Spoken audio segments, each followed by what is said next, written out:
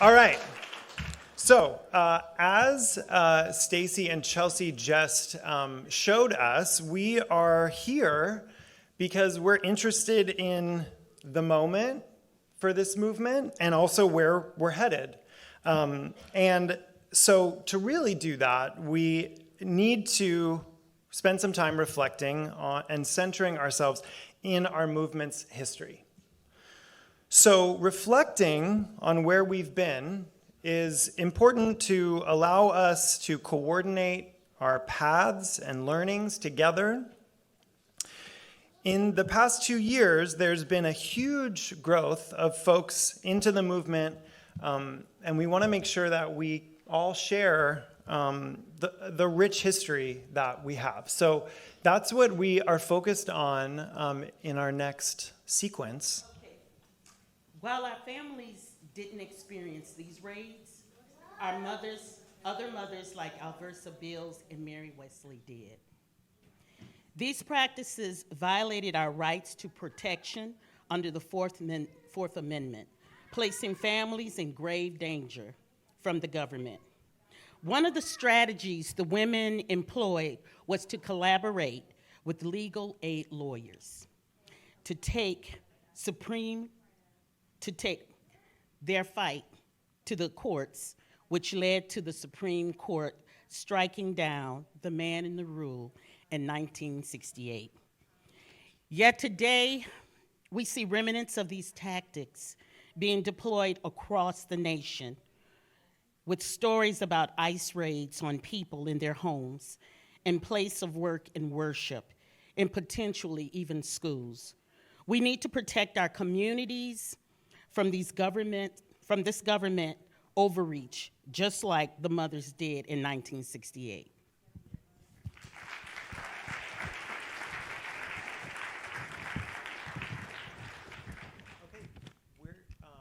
We're gonna have, sorry, can y'all hear me? Okay, cool. We're gonna have another clip from the film. In this clip, we see the mothers of the Clark County Welfare Rights Organization and their kids participating in an act of disruptive power called the Eat-In.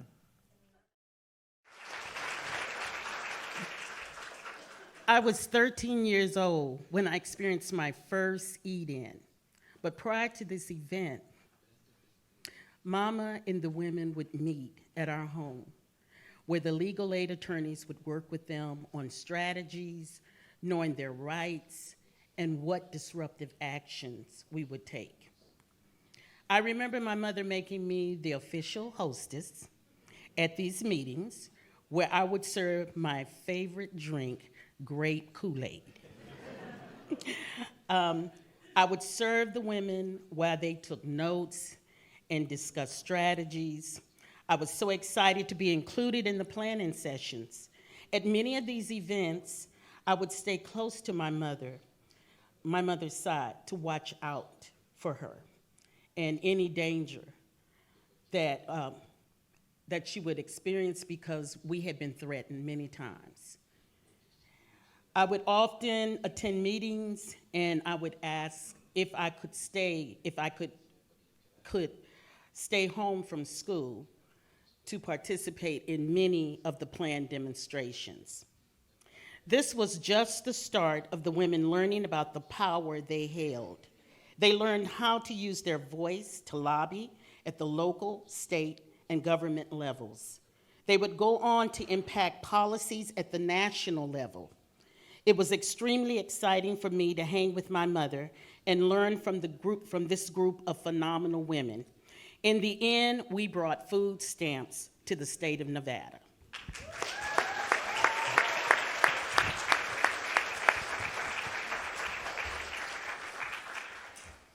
Okay, we're gonna watch one more clip.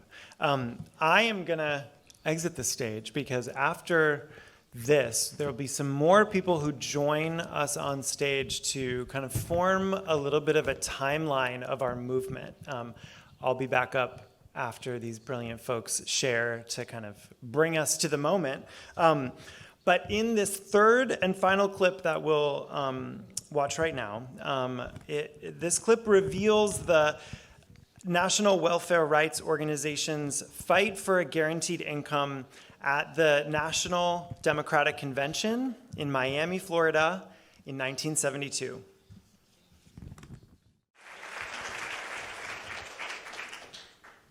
When my mother asked me if I wanted to attend the 1972 Democratic Convention, I was elated.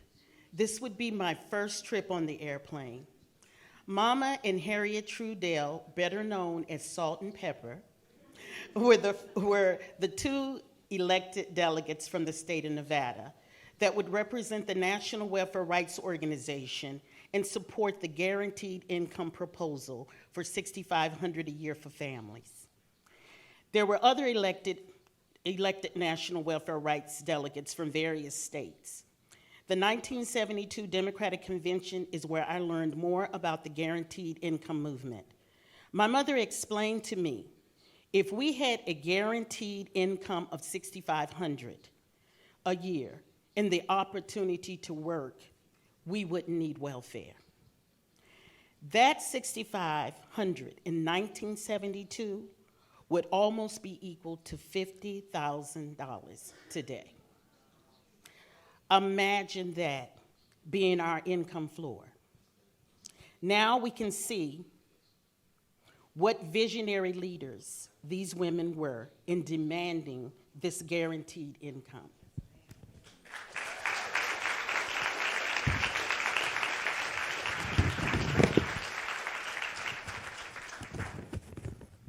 My name is Michael Lewis.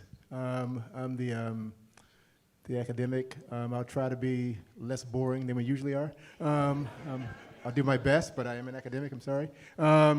First, on the screen, there are two pictures.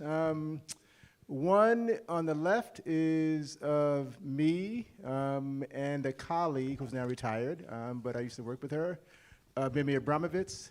And she's a very well-known academic on gender and welfare rights, big name in that field. And on the right is a picture of an earlier conference of conference like this one. Earlier, we held this one at Hunter College, which is where I teach at the School of Social Work. So those are the two pictures on the screen. And what I'm going to do is talk a bit about, I was asked to talk about the academic phase of this movement. And one thing I'll say is that at one time, like Sandra, I had an afro, but that since, I don't know where it went, but it went somewhere. Now it's gone, but I had one at one time. And I also say that, that after the welfare rights movement, and they argued for a guaranteed income, for reasons I can't get into because I don't have time, discussion of that idea died down in the US. It sort of like subsided a bit. There was discussion of a similar idea, though, called universal basic income. Guaranteed income and universal basic income are similar ideas, and you'll probably hear more about that over the next 2 days, I assume. But there was discussion of this idea in Europe, which is connected to what I'll talk about. There was a group in Europe called Basic Income European Network. They still exist. They're now called Basic Income Earth Network, but they were founded in 1986, and they were advocating a universal basic income and really trying to generate discussion of the idea. And one of the organizations that are co-sponsoring this event is U.S. Basic Income Guarantee, U.S. BIG we call it. And U.S. BIG was founded in 1999. And it was modeled on the European organization. In fact, one of the co-founders, Carl Whitequist, who's here somewhere, had gone to an event, to one of the BN conferences. He had been there listening to all of the discussions. I think as he told me years ago, he was there wondering what the US could do. He asked them that, and they said, do what we're doing in the US. So we, Carl,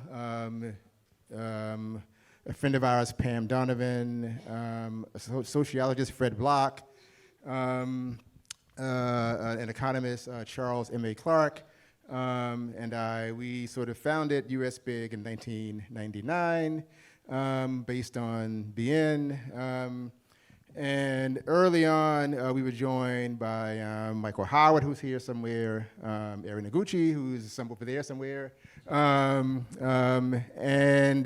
and eventually Scott Santon. Scott Santon is a little bit younger than the rest of us. He's a baby to us. But Scott Santon's joined, somewhere in the middle. If we were old timers, he's a middle ager, right? So Scott Santon's joined, and we held these conferences.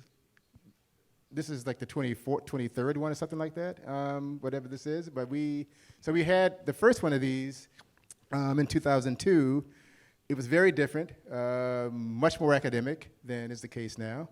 Really more like an academic conference, the way BN kind of still is, right? The European organization. But we held these conferences either every year or every other year for quite a while. We eventually started doing them in coordination with a similar group in Canada. And we would have it one year, the next year, and we would sort of switch years. But these were largely academic conferences. There were activists involved. Another old timer who's here somewhere, I saw earlier, Steve Schafferman, somewhere around here. He was with us from the very beginning of that first conference. I don't think he called himself an academic. I don't think he would insult himself that way. But he was, he was with us at that time. But it was an academic conference, but we had some activists, and I think Steve would say he's one of those. I tried to be both. Maybe I didn't succeed, but I tried to be both. And we did that for years, and then eventually, then I'll shut up. What happened after many years of doing this? We started hearing about a group in Switzerland that was trying to get a basic income sort of added to their constitution. And they started working on this, I believe it was around 2012. They got enough signatures to do this in 2013, because you have to get signatures to put this on the ballot for a referendum. They got those in 2013. And in the US, we started hearing about the Swiss movement in the US. And that led to a lot of discussion of basic income, again, in this country, more than we had before that. And then since the days of Sandra and her mother's work. And that led to discussion here. And then all of a sudden we started hearing about people in Silicon Valley talking about UBI and automation. That started happening. And I think the Swiss discussion and the automation discussion generated a lot of attention, a lot more attention to the idea here than had been the case. And then I started being contacted by people who Shafika may talk about, I think, people who are involved in what's called Economic Security Project, and they're leaders of that group now, but I met them in 2015. Natalie Foster, Dorian Warren, Chris Hughes, you may know these folks, and they are involved in ESP, and so they started discussing GI, UBI, and somewhere around then, the 2018, 17, 19, there was a lot more discussion of this idea. And our goal when we started in 1999 was to generate discussion of the idea again. So maybe we succeeded, maybe we had a little role in that, right, maybe. And I'll end it there. Right. Yeah. Hello, everyone. My name is Paige Havener.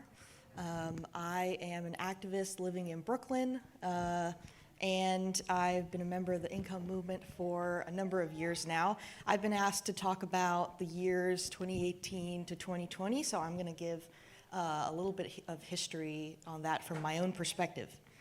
So one day in 2019, I was browsing the internet, as you do, when I came across an article about a man advocating to give everyone $1,000 per month. I immediately thought this idea was crazy. But I clicked on the article. A few weeks and an internet rabbit hole later, I was sold on the idea of basic income. It's a great idea. The man who was advocating for this was Andrew Yang, an essentially random man who had decided to run for president. Andrew Yang had hundreds of ideas, but the big one was universal basic income. He ran for president with an idea that was far beyond the mainstream at the time. His plan was to give $1,000 per month universally, meaning everyone would get it, from the richest to the poorest. I was intrigued by this idea that everyone would receive it, not just those who were perceived to be the most in need. Without means testing, it would prevent an us versus them mindset from emerging. We would give it to every person because every person has the right to have their basic needs met and live in dignity. This idea was revolutionary to me.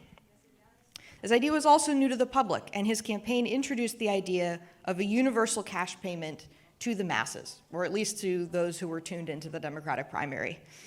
While volunteering for his campaign, I learned a lot about our country and its economic state. I was horrified to learn that so many Americans were only one unexpected bill away from losing their homes or not making rent. My eyes were opened to the fundamental economic situation of our country and that there were so many myths about our economy to unlearn. When I graduated college in 2019, I was depressed.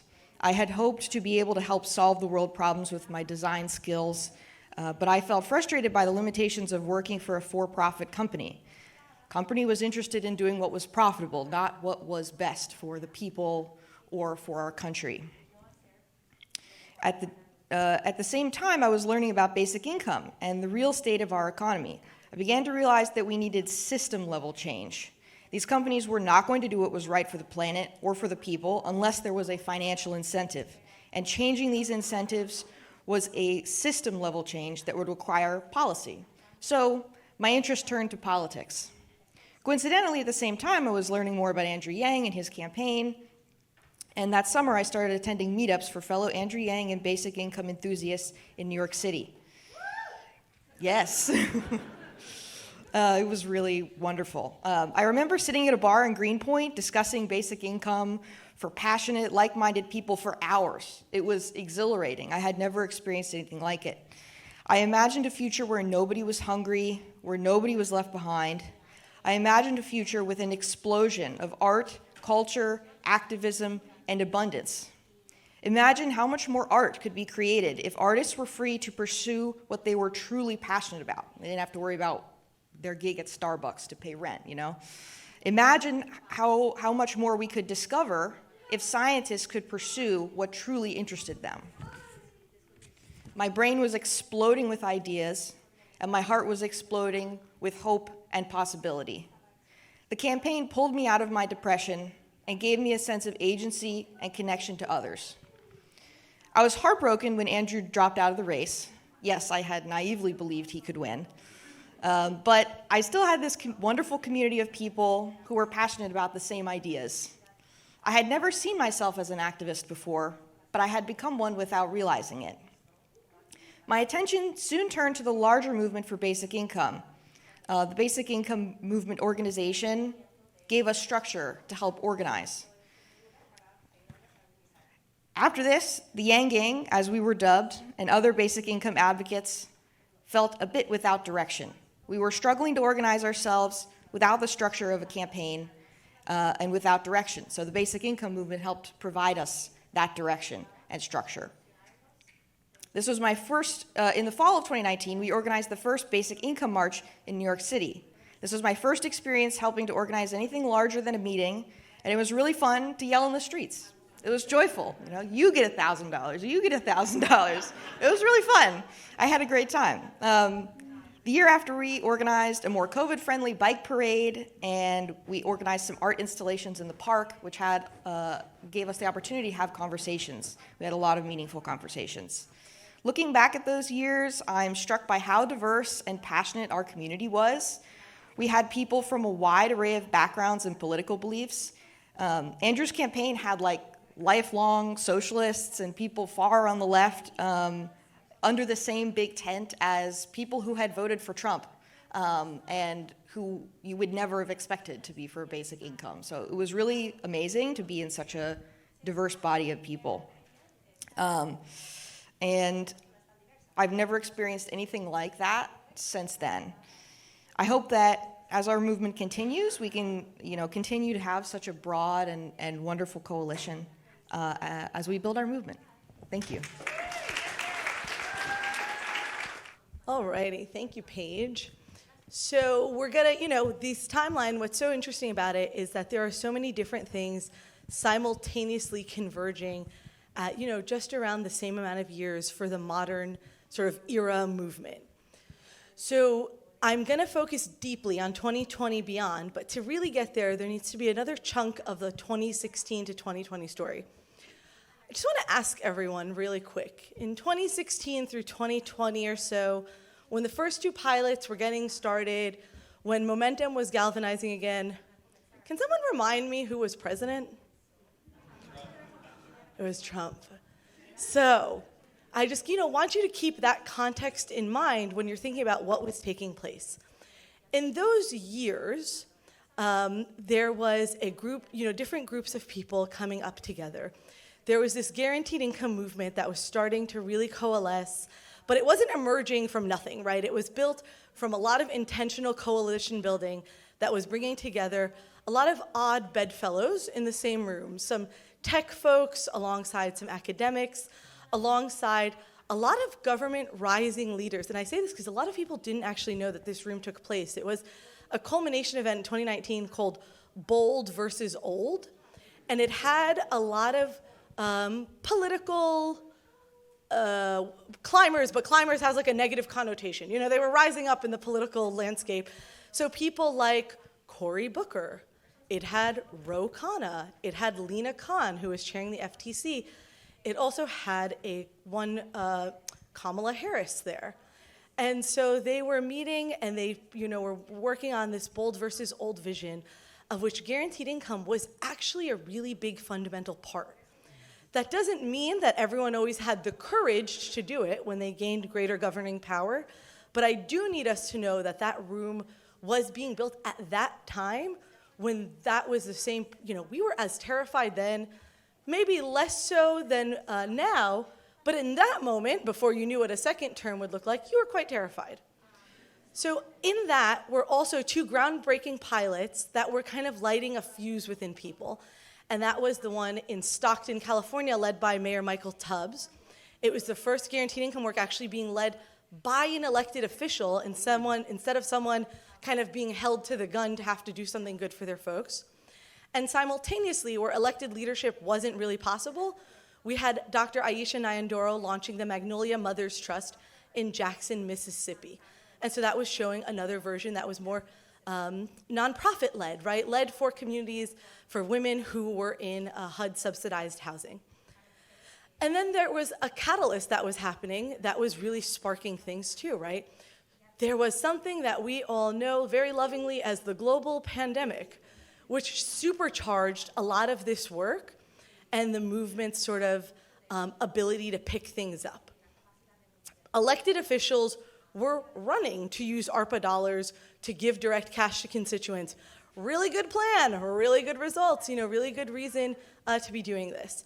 And that really supercharged the movement's infrastructure. And it's just true. It was the US picking up ideas that no one would have ever thought possible. You had full-fledged eviction moratoriums. You had free health care around COVID. You had debt relief, which you could also view as a guaranteed income in the sense that it was money not being spent, that you guaranteed did not have to pay and weren't going to be penalized for. And with that, you also had people saying, you know what we really need to meet our very individual needs in this moment? We also need direct cash. So that took place, and then you hit 2021, where you get the expanded child tax credit. It was about $450 for 6 months to some 90% of US households. You might as well think of it as the nation's biggest experiment in guaranteed income. Short pilot, only 6 months long. Huge pilot, billions of dollars given out. And what result came out? Nearly any advocate in this room, I think, can basically rattle off the statistic of the expanded child tax credit cut child poverty in half in just 6 months. That was the big proof point, in addition to all these pilots. But the pilots were spreading like wildfire. You had 2, you now have somewhere in the range of 165. You have pilots focusing on Black and Pacific Islander birthing people. You have pilots focusing on foster youth. You have pilots focusing on homeless populations, indigenous parents. You had pilots that were really taking critical gap areas in their state infrastructure and seizing that moment to say, our families, our mamas, these children, whomever, just need extra cash. They don't need more monitoring, they need the cash. And the supportive services are opt-in. So I don't want us to discount what happened in just those 6 years, going from 2 to 160 pilots. And then, like Paige was kind of saying, there were folks who were feeling a little disenchanted. There were folks who were starting these pilots and we're kind of having a holy shit, what do I do here moment. How do we run this effectively? Am I sure that I believe in guaranteed income? Am I sure that my Department of Social Services believes in guaranteed income? Not so clear. And so in 2021, there was launched the Guaranteed Income Community of Practice to shove all these people into one space, have them speak to each other, have really strong leaders actually kind of providing that guiding light. And that was about 125 people, 2021. There's now 1,300 organizations in the US in the GICP. Everything from health and, yep. Yeah, I should have done a clap for applause there, you know. But everything from health and human service agencies to different towns and cities to the actual pilots and advocates really running things. And that is in a 3-year timeline, maybe 3.5. And each of those members is representing some grouping of folks, philanthropy, advocate, maybe academia if you're the evaluator side of it, government, who are interested in guaranteed income and are seeing it as a way. And I do want to name that that trickle of people joining really hasn't tapered. And that's, been really tremendous infrastructure that's having lasting power. As it's gotten this big, we're thinking about what does the next chapter of GICP look like? People love to use this word pivot. I fucking hate the word pivot. Because pivot really feels like I did something and now I'm switching. And if that's your mindset, I don't know what to tell you. Instead of there's a new chapter of the work you're doing and you need to flip the page and keep it moving. Because pivot really feels like you're losing the background behind and going to something different. Very new shiny object syndrome, if you will, And so we're thinking of what's the next chapter of getting senior folks in this room, senior folks who maybe aren't in this room, getting them, keeping them deeply involved and staying as leaders, but also for folks who are really new, who are still a little bit like, but what's wrong with work requirements? I don't really understand. Working is good. And making sure that there is a really good political and education strategy for those folks to move them along. But what kind of results have the folks who've been, really leading this, who've been in it in just these last 3-4 years had? In Los Angeles, and they credit the guaranteed income movement with this, after wildfires, they basically just gave out direct cash as one of their biggest relief strategies because they'd had such great California guaranteed income leadership. In 3 states, you have departments of social services. Yes, it's piloting them, but that's how the government has to do it. But 3 departments of social services using guaranteed income as their way of supporting families instead of putting children in the foster system when the real problem is just poverty. Yes.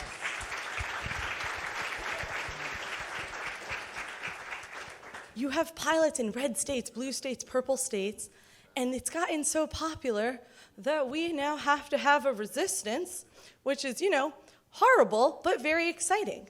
Because you wouldn't have the billionaire-backed Foundation for Government Accountability trying to pass anti-GI legislation if you sucked. They just wouldn't care, And so the fact that you have a billionaire, full billionaire lobbying group trying to ban guaranteed income is because there's an actual real threat of this work taking place, taking root, gaining bipartisan actual local support, and they need to fight it. And I really would be remiss to say, I could not talk about these modern years without saying that the state of Texas just a few weeks ago, led by Up Together with ESP and with a partner in Every Texan, we beat back an anti-guaranteed income bill because it's only billionaires versus families. You're not having families come out and say, I hate the idea of putting more cash in my pocket. It's not a thing that's happening. And if there's a moment for applause, it's to applaud that, so you're gonna have to do that for me.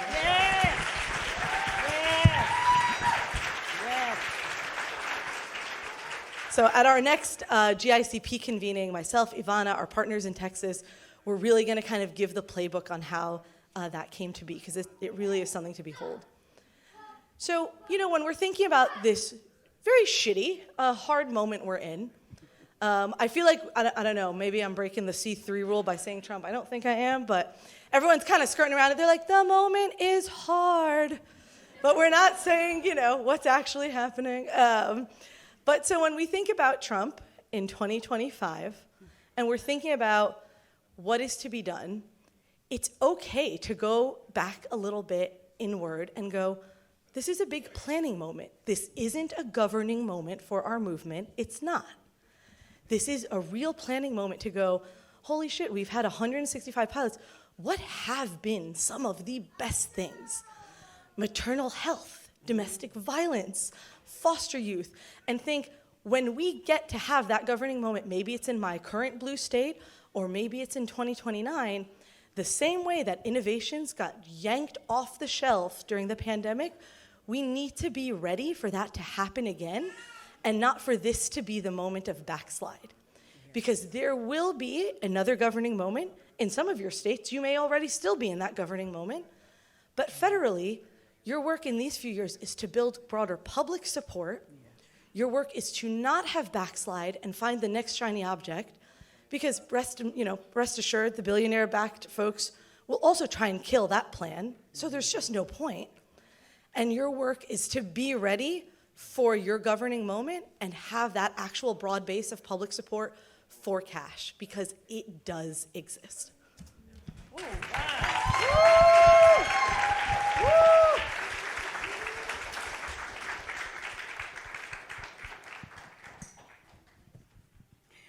Many of you may be wondering, where do we go from here?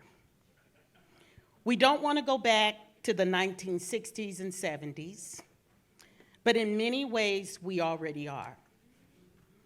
We must hold on to our fundamental roots and foundations. We will continue to organize and build up our communities, bridging gaps between various organizations, creating coalitions to focus on issues that impact us economically, politically, socially. We must continue to use whatever means and various forms of dissent we have available, whether it's protesting, demonstrating, sit-ins, eat-ins, lobbying, testifying, and beyond, whatever it takes. We must remember we are powerful in numbers with the capacity to make effective changes on local, state, and national levels. As my mother, Ruby Duncan, would say, if you want your life to get better, you have to fight for it. And that is what we are going to continue to do. Today, right now, and moving forward. Thank you.